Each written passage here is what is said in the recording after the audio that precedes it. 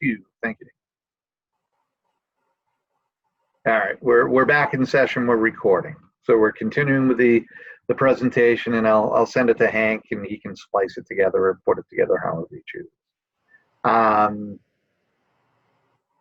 So that was the co-curricular piece.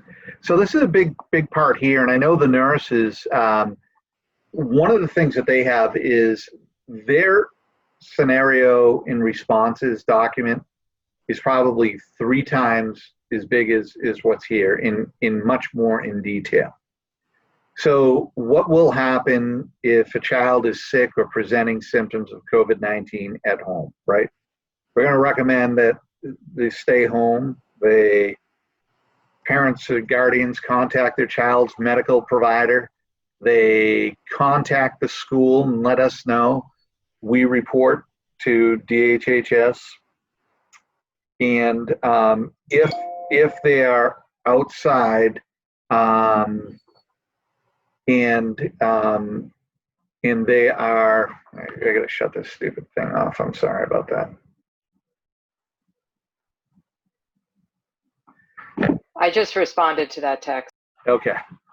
If somebody is diagnosed with COVID-19, we will be contacted and we'll report out. Now, one of the things about Jackson is you have to be very careful because you have such a small population. Everybody in your town is going to know who it is anyway, because that's the way things travel.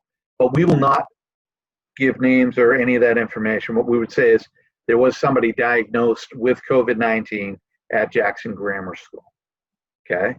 And then there are a series of protocols that have to take place before a child were to come back in. In a bigger school, okay, it may be determined that a singular case would not shut down the school. It may be a wing of the building. It may be a particular classroom that goes remote for 14 days. So the fluidity of that, there are a lot of questions that people have, and we'll get to the frequently asked questions here in a few minutes, about is there a hard, fast number of cases that would cause us to close down the entire SAU or a building or two? And there is not one, right? So most recently, there was a document from epidemiologists that was talking about if you have less than 5%, you can keep the buildings open. I don't think that we're going to run into that and still keep our buildings open. But as I told the 2 doctors locally, Dr. Rich Larissy and Dr. Wenda Saunders from Memorial, two different facets, they're going to be our go-to people, along with DHHS. And we're going to be constantly monitoring these pieces. More than likely, as far as closing the school goes, we're going to find these trends, right? That's what they're taking a look at is, are we having an increase in trends for a period of time? And that's why you'll hear hot zones and those type of things. Or is there a decrease? Right now, our situation is fairly stable and the numbers are very low. Will that change? It absolutely could change. You guys know what it's like up here in the past weekends or two, right? It's busy. But there's no hard, fast number that is out there that says, and even talking to Jen about this before, in a small school like Jackson Grammar School, it could simply be a single case that depending upon how those cohorts work, that we say we need to go remote. If a child is sick or presenting symptoms of COVID-19 during the school day, the student will go to the nurse's office, and Gail, you can speak to that, how you're going to handle that for an assessment. They're going to go to an isolated area, okay? And parents are going to be contacted to pick up their child. We're going to contact DHHS immediately, and then we're going to be in contact with those parents to find out, what it actually is. So then again, medical provider, self-isolate, notify the child's school, and there is a very explicit set of protocols related to reentry into the school.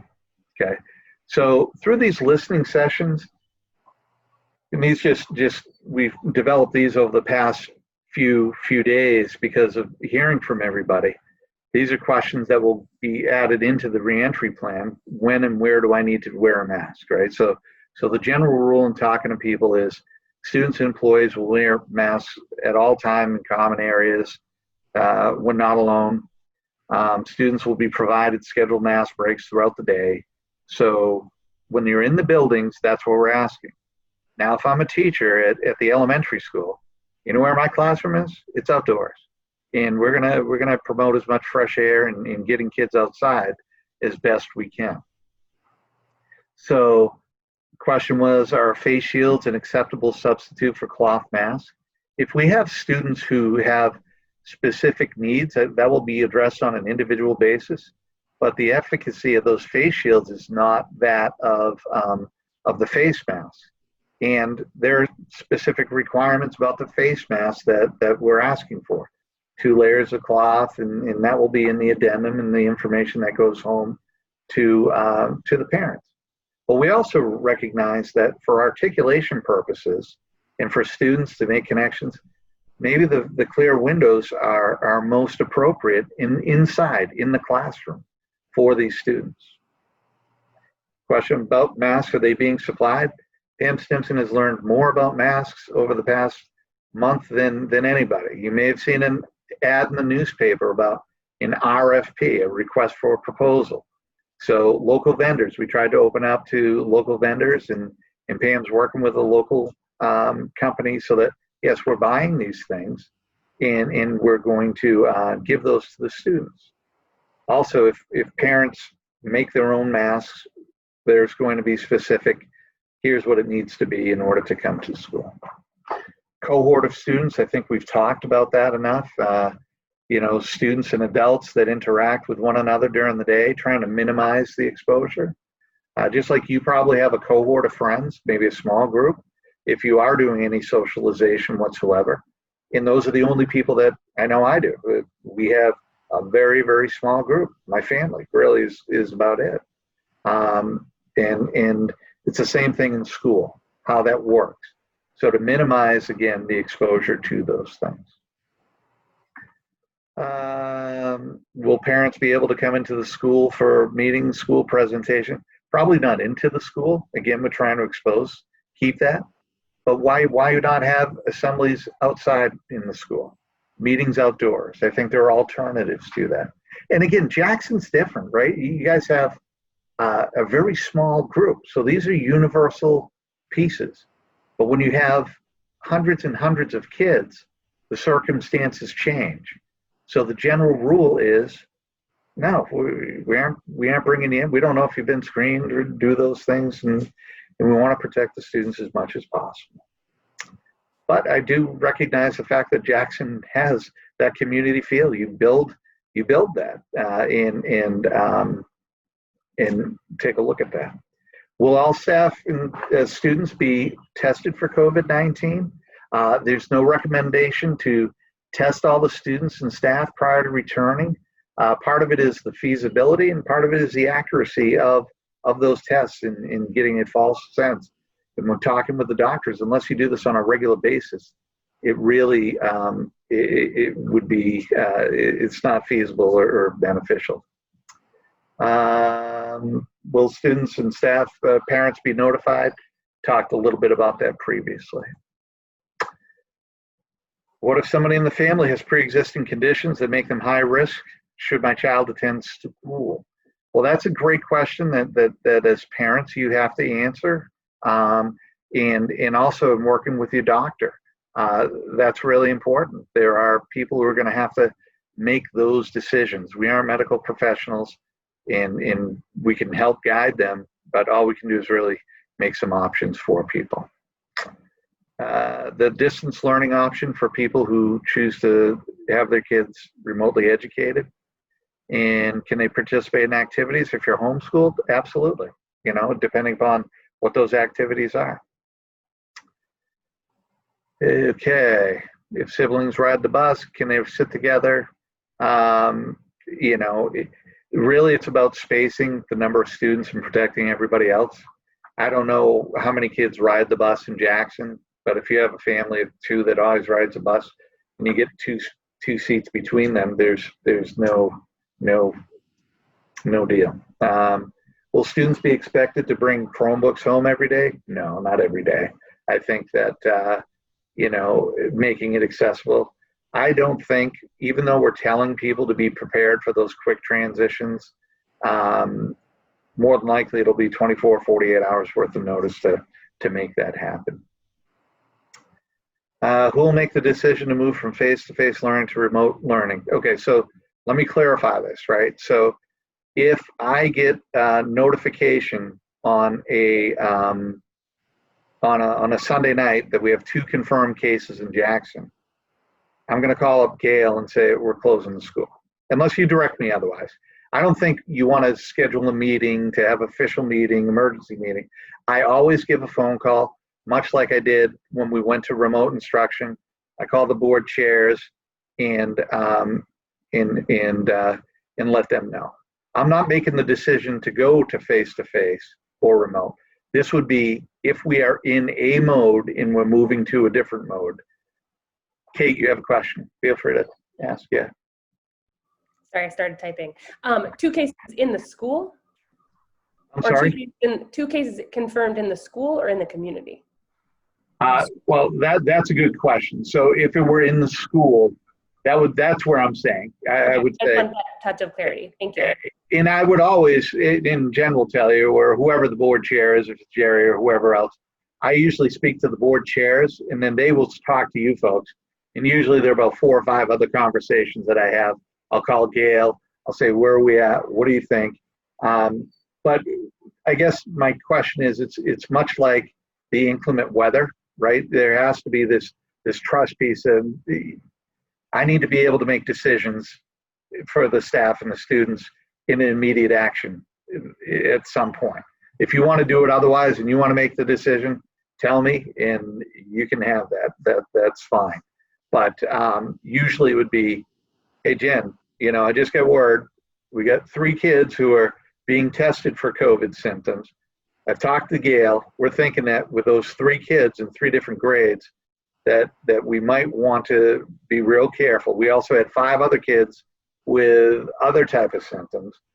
Do we want to move to remote for the next 5 days or 10 days?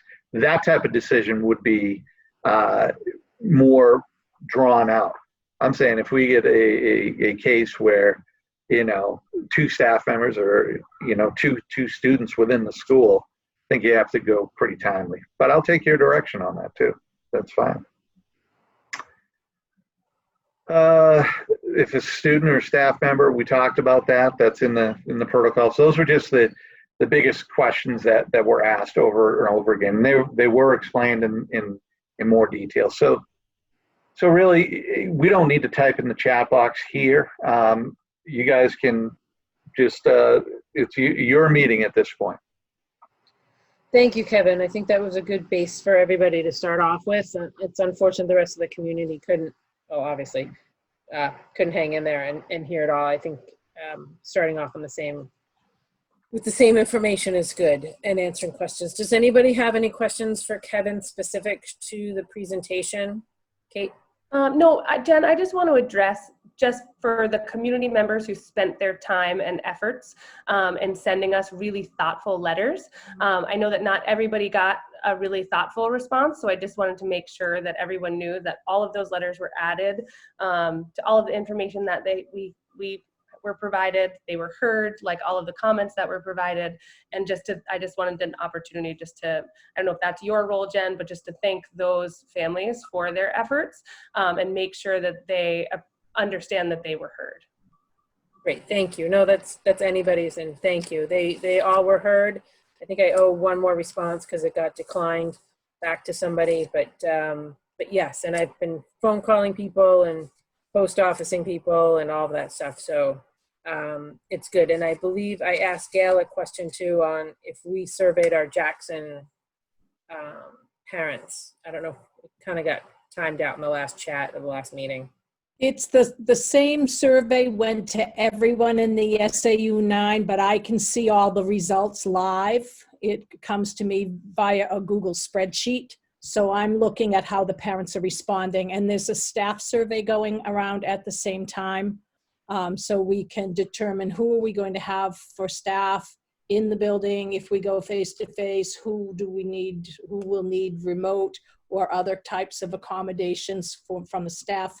And just so you know a little bit about the timeline, Margot, John, and Sonia are my educators that are on my smaller group committee. Susan and John Stokey and Helen are a part of that. So as soon as the recommendations from the SAU 9 board and yourselves go forward, that's the team of staff members that will be working on the details of exactly what that will look like for kiddos. They'll make recommendations, and then I'll put a plan together for your final review in August.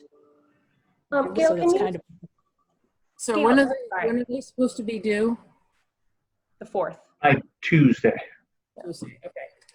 yeah. Gail, can you speak a little bit to just the communication that went out in the robocall?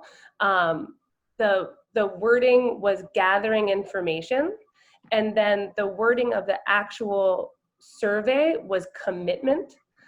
Will you just speak a little bit? Just, I know that we emailed about it, but just so families understand, if they're saying that they feel more comfortable with either one of those options, what that actually means for their family. So like if they're saying, today I feel more comfortable with remote learning, what is the word commitment? How does that translate? Well, I think we were hoping that people would commit for that first trimester, as Kevin mentioned, till Christmas, which allows us to keep our cohorts clean with groups of kids without people from coming in into the cohort and potentially bringing in or spreading any virus.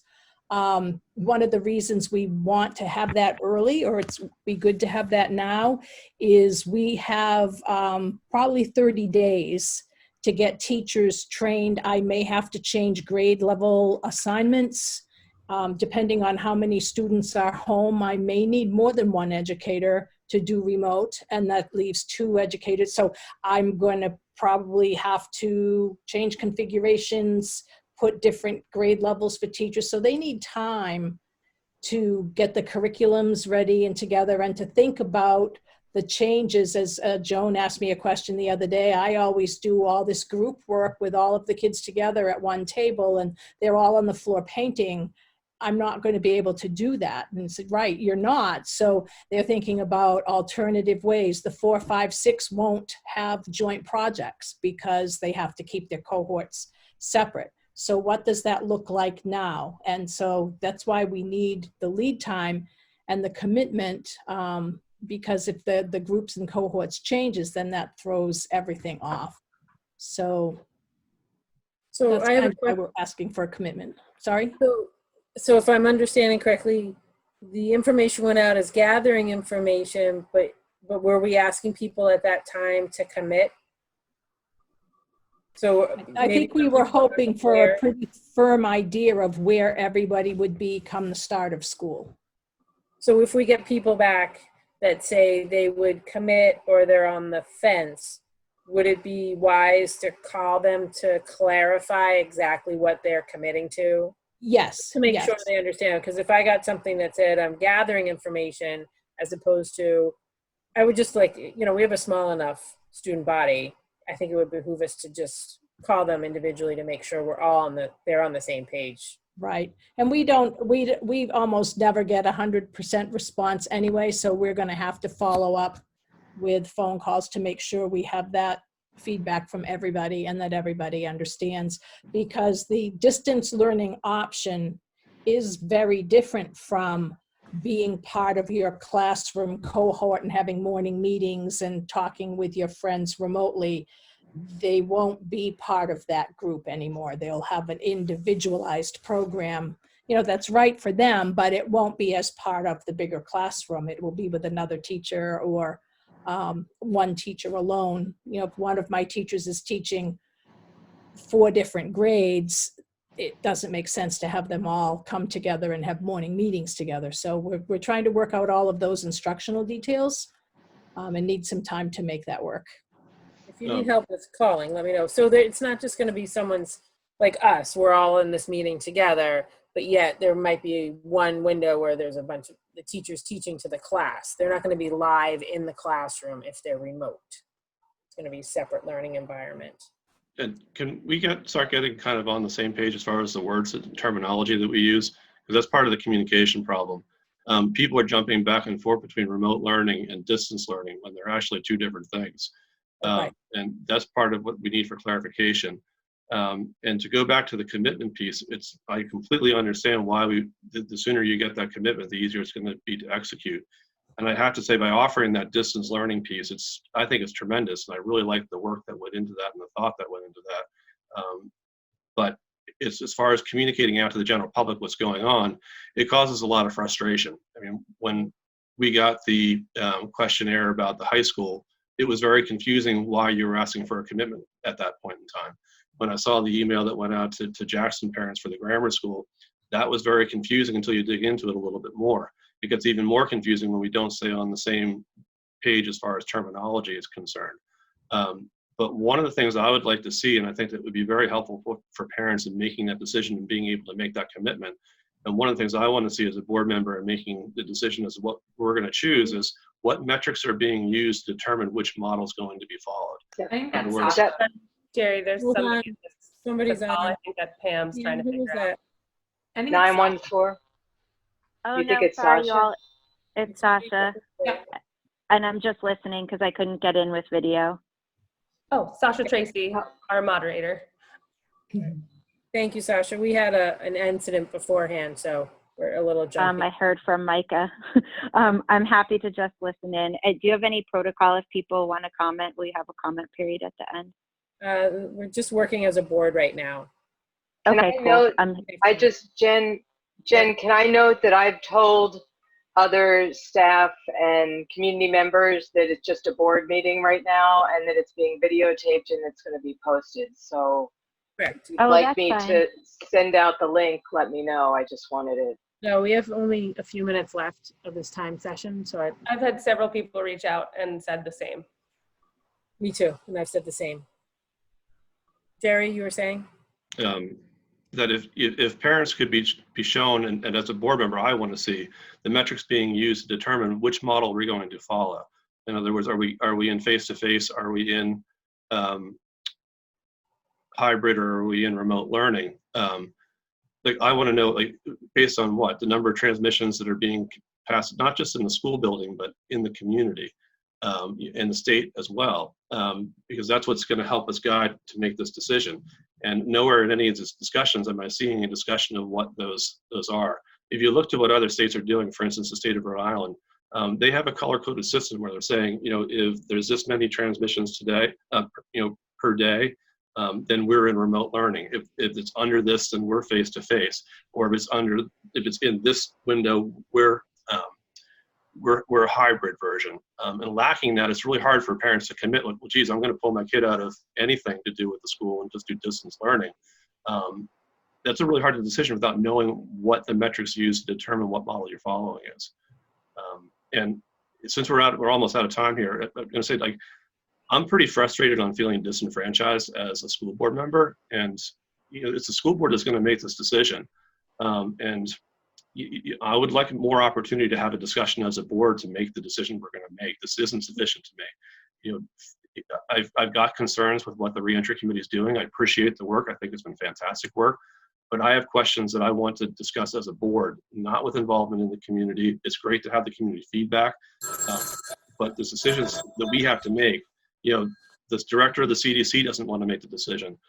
Congress doesn't want to make the decision. The governor didn't want to make the decision. He's thrown this decision down to individual boards. And it was us that's going to make the decision. There's aspects of it, there's discussions that I want to have that hasn't been presented to me yet.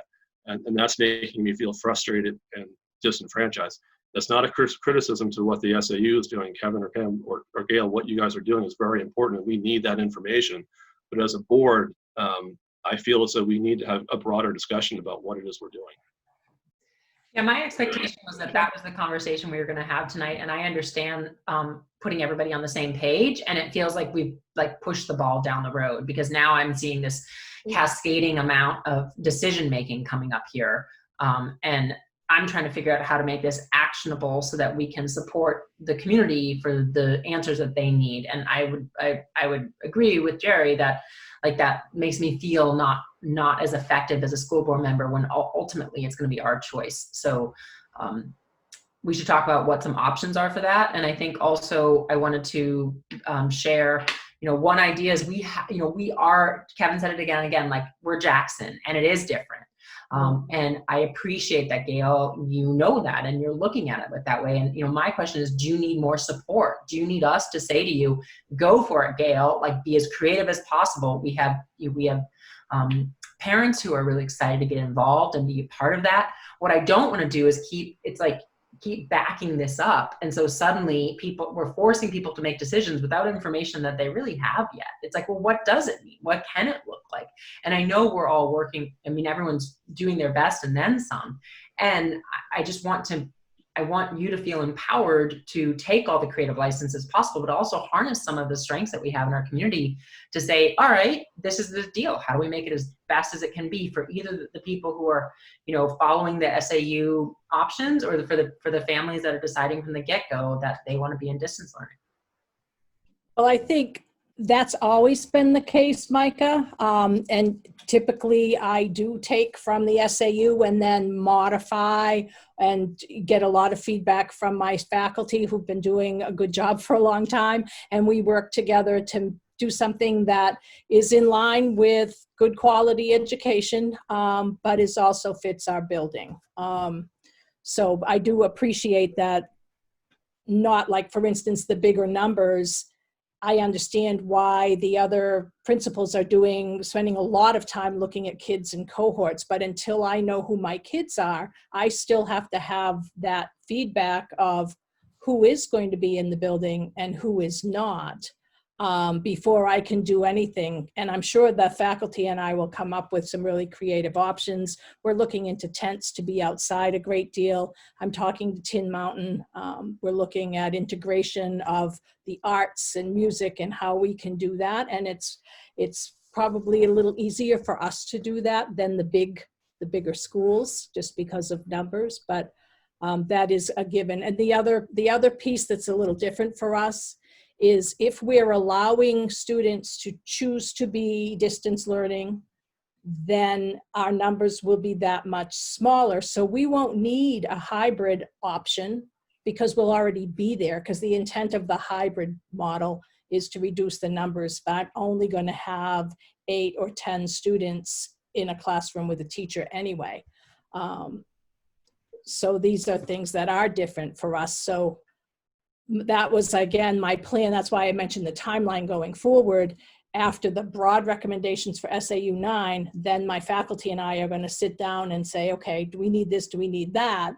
I'm not sure if what I would need. I can think about that, what I would need in terms of help and support from you folks. I appreciate the offer. And I've reached out now to the Whitney committee about sharing the cost of a tent. We priced the pavilion's wonderful, but we can't put everybody in there because of the social distancing. So we're looking at a bigger tent so that we can spend more time outside and sprucing up the little outdoor classroom area we have way in the back. There's a circle of logs where we've taught in the past. And we've even had music in the gazebo before. So all of those things are being considered, but we really need that basic information about what staff need accommodations under ADA, what students will we have in the building, and then go forward, because it's going to change all of our configurations and pretty much change the way we've done things for the last several years.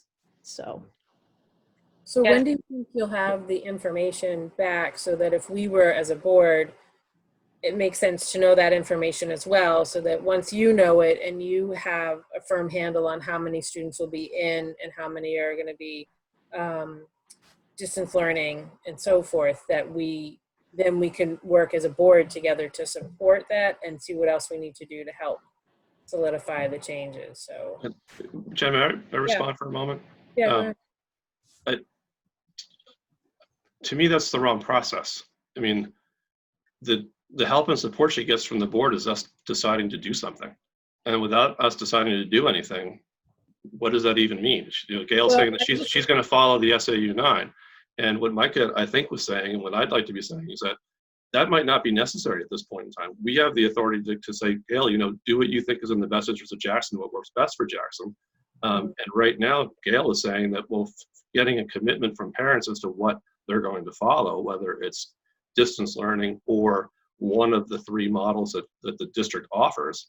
And I think that's a good plan. I'm just saying that the communication out to parents needs to be more explicit and more direct, meaning this is what we're asking. And if I was a parent, I would want to know, well, what are the metrics that you're going to use to determine which one of the 3 models is going to be used at any given time? That's an important information that's been left out of every discussion that I've seen. And if I was a parent to say that I'm going to either commit to distance learning or commit to one of the 3, or commit to what the district is offering, I would want to know those metrics. And that's how I see that the involvement of the board right now can be. Like, let's set up a parameter for metrics so that people know that it's, if 2 people in the school building have COVID-19, Kevin says he's going to shut down the building. That's, I think, a very good plan, and that's a plan I think that the board should give Kevin the authority to do. But what I'm saying is parents want to know if there is, let's say, 20 new cases in the Mount Washington Valley, or the transfer rate is 50 per 100,000 in the state of New Hampshire, is Jackson Grammar School going to shift from face-to-face learning to remote learning? That's what I would want to know as a parent. Like, what are the parameters to make those decisions, to make me want to know, to be able to commit to distance learning versus what the district offers. And as far as help, one person and then we should shut it down, but so we should discuss that. And then the community. So go ahead, Kate.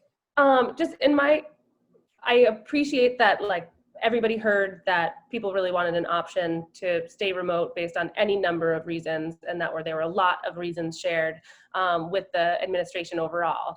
And I think that it's excellent that we're providing an option. And I think that a lot of people feel heard because of that.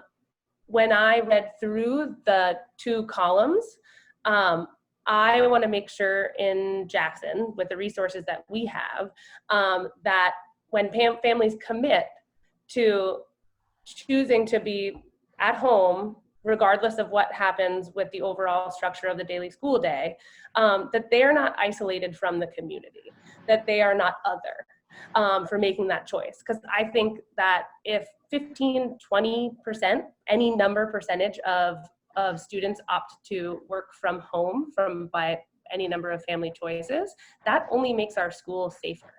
That only makes our school more manageable.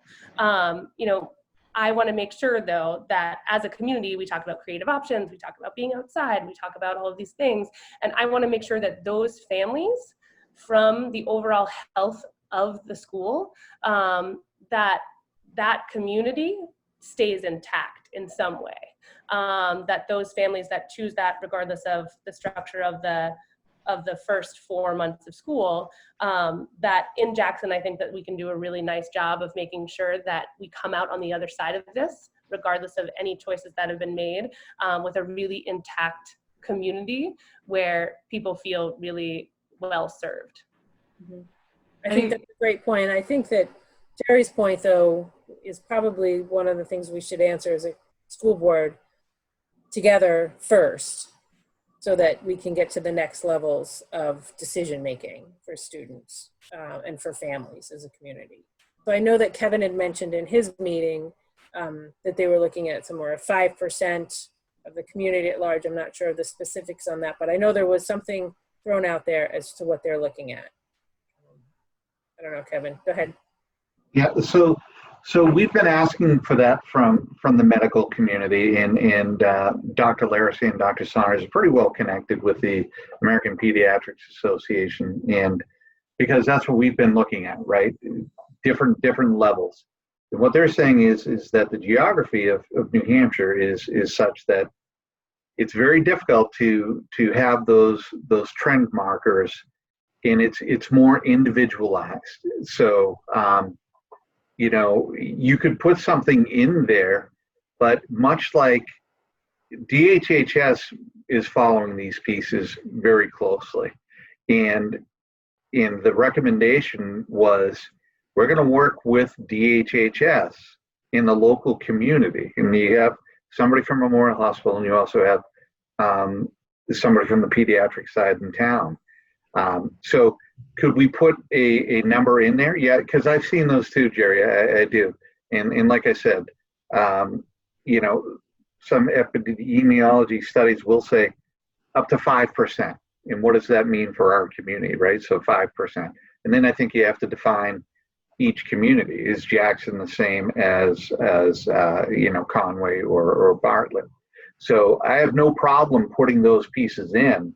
I just don't know exactly which marker would be the best for Jackson and for Conway and for Bartlett.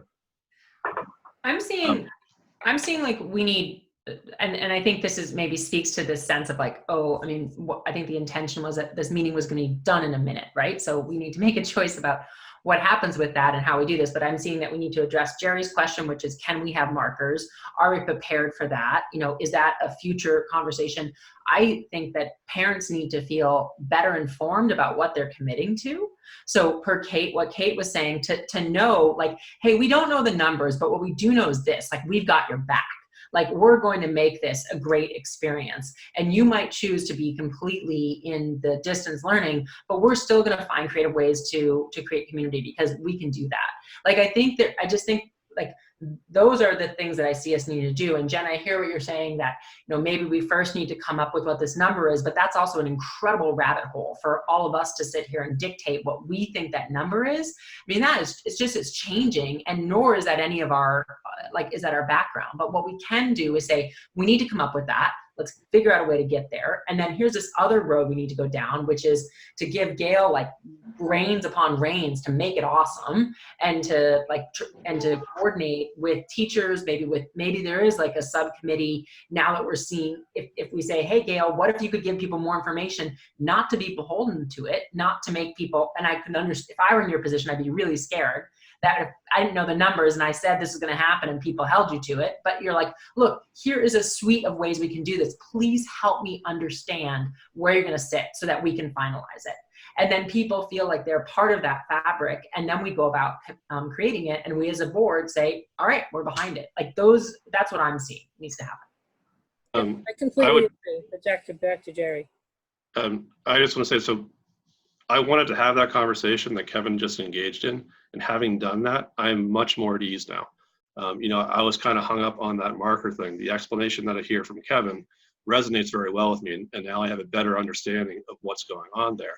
And just going through those motions, if that's all it takes to reassure parents, and yes, listen, we are paying attention to what those markers are, but because of our size, the markers aren't as important as actually what's actually happening. We have the luxury of actually seeing what's happening.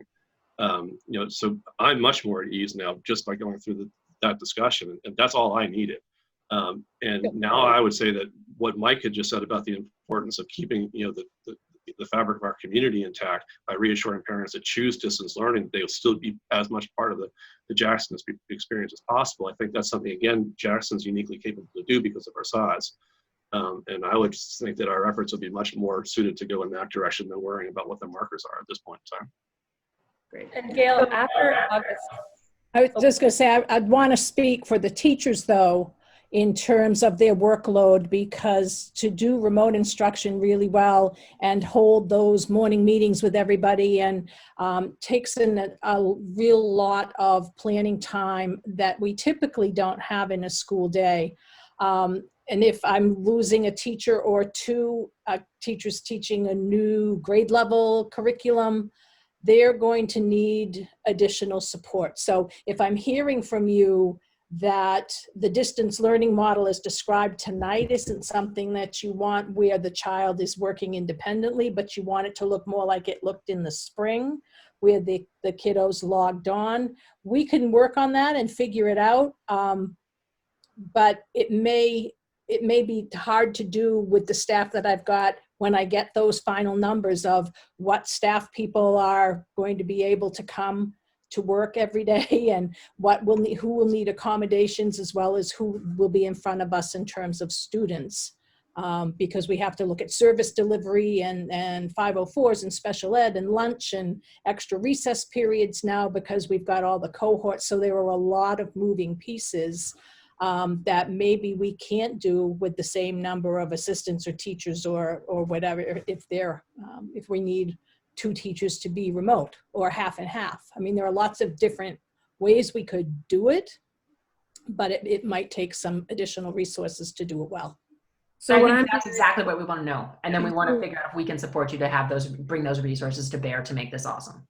So what I'm hearing, we have a lot of information coming in, and we would like to clarify with the parents, based on, Jerry's point, maybe making sure that parents are aware of how we are looking at our numbers in the community, as well as who would like to commit to going remote and understanding some concept of what that is, as well as that we will try our best, based on the numbers. And once we have more numbers of who is going to be distant learning versus in-school learning, then we can work with Gail on coming up with a more cohesive solution so that those students who are distance learning feel more like the community at large. So I think we need to find out the numbers from Gail. We need to be clear on our communication on the 2 points of what is distance learning possibly going to look like, as well as what our measurements are.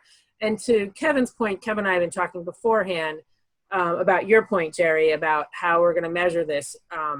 We can go one step further, and I would probably suggest this, that it definitely, if we have a case in the school, no matter who it is in the school, that we automatically go to remote learning until we, for at least 2 weeks, and get our ducks in a row with that information. And I wouldn't go on the 5%, I would say, because we have a small community at large. And then there's other things that came up in the meeting that people were chatting about too, putting parents at ease who may be on the fence of sending their students to school.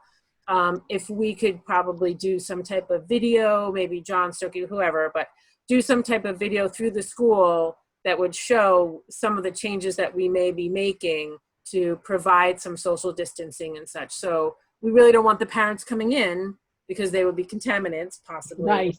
but also, right, but showing them that we are taking the physical measures of what we're doing, and letting people kind of come in and do like a drone thing through the school as to, this is what the empty classrooms might look like. So that might get more people saying, yes, I'm more comfortable with going in school learning, based on seeing, they're more visual people. They need to see what changes are going to come on.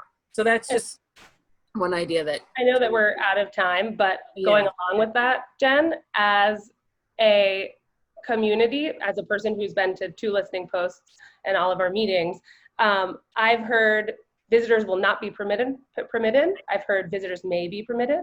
I've heard masks are a policy. They're not behavioral, and they're a learning tool, but they're a policy. I've heard masks are school by school. Masks can be worn, masks can't be worn. And so I want, Gail, to, as a board, to support you in ironing out our rules. As a person who owns a forward-facing business, I have a lot of rules right now, and they're ironclad, and they are not to be messed with. And I just want to make sure that you feel supported. And what does mask wearing mean in the school? What does it mean with a closed door? What does it mean when you're in your office alone? What does a core cohort mean when somebody from the office needs to pop in and give someone a message? But that person's popping into all the classrooms. What are our rules?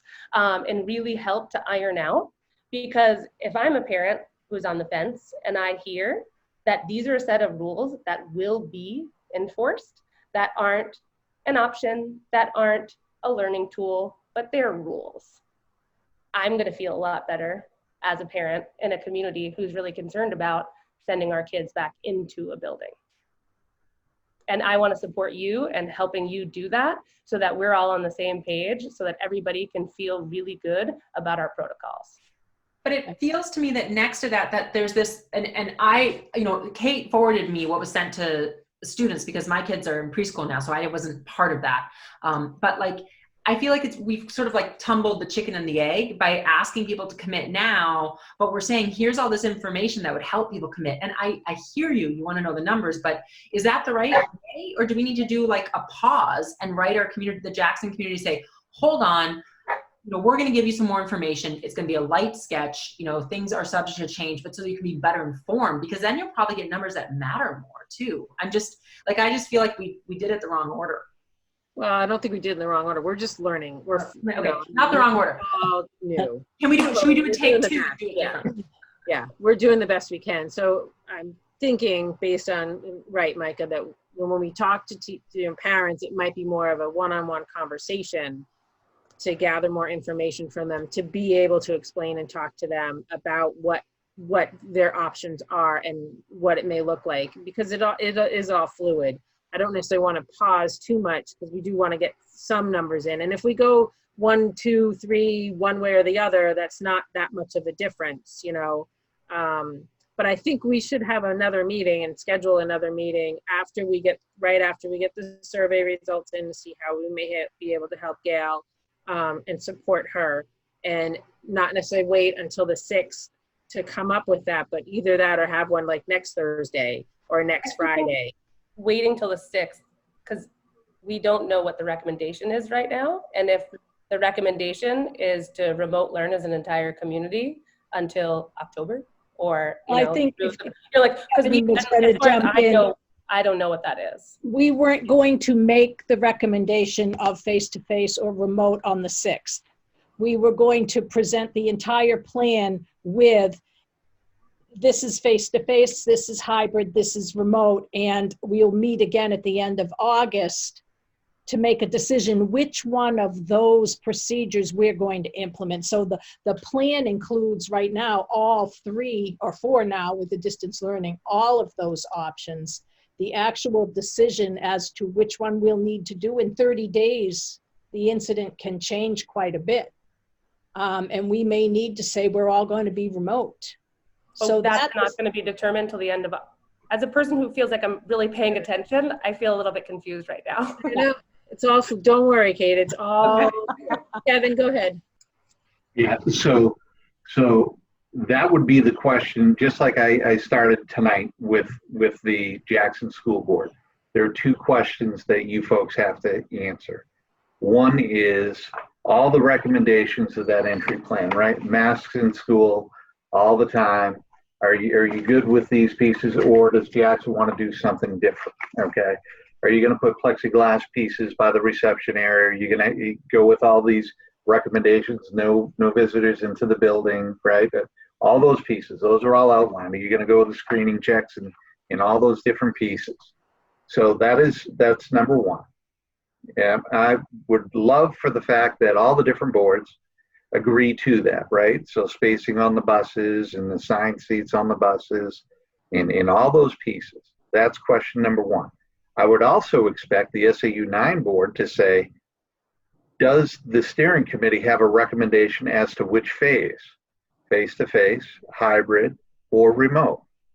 So I would expect that question, and we asked that question yesterday at the steering committee, right? And it is a given snapshot at a particular time. If you ask me the question on August 6th, I can't answer that right now. If you ask me the question on July 30th, I would say that the committee, including the medical doctors, would say, yes, we feel safe bringing students back to school under the current conditions, right? So I think that's a fair question for next Thursday night to talk about. As Jerry said, I think you as boards, these are big decisions. I can make the decision if you want, but I think that it is because each district has boards that govern those pieces. These are big decisions. Now, with that being said, on August 6th, the answer may be, yes, we feel as though we're going to recommend going back face to face. But that's why I said in August, I think you have to have another meeting to reevaluate and say, due to the conditions, as Jerry was saying, we've seen a trend in New Hampshire, in the South, moving up north. And it's way different in Manchester than in Jackson, New Hampshire. We don't know. I mean, these places are crazy busy. I live on the river. It is a zoo out there, right? It's insane. I try not to go out too much. I don't know what the impact of that will be on our community, to our food service workers, to our staff members. So, yeah, I do think on August 6th, I would expect you folks to either make a decision that night or very shortly thereafter, because parents are going to want to know. And in fairness to parents, and in fairness to the staff members, it's easier to know what you're planning for and then pull back. That's my own take, right? So if we plan for face-to-face, it's easier to go to remote. But if we say we're going to remote and then plan to go to face-to-face, to me, that's kind of that backward piece, right? It's much easier to go to remote in a short period of time than it would be to prepare to get ready for face-to-face. And that's why we have that recommendation, right? And that's why the calendar will be revised. And we're saying teachers need 5 more days, right? Instead of coming back August 31st for your kids, we're saying 5 days. And of those 5 days, there will be orientation time for what you were talking about. Parents to bring their kindergartners who've never been to school to take a walk through the building for an hour or two. For 5th graders, for people just to get re-immersed back into the school environment.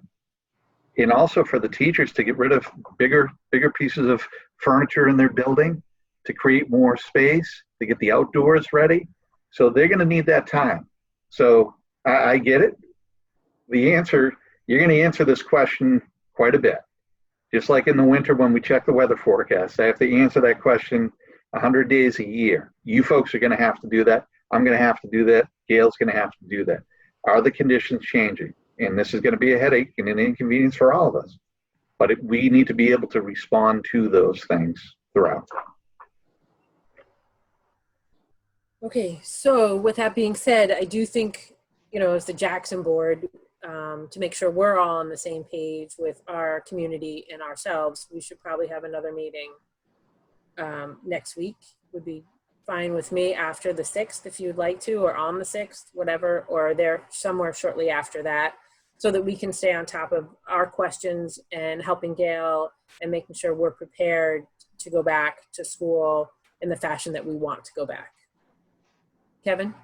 So I did promise you that we'll be working on this weekend, and I will email it out to you in its entirety, hopefully by Monday noontime, at least early Monday afternoon. So that does give you 3 days before the SAU 9 board meeting, and really that will be the document.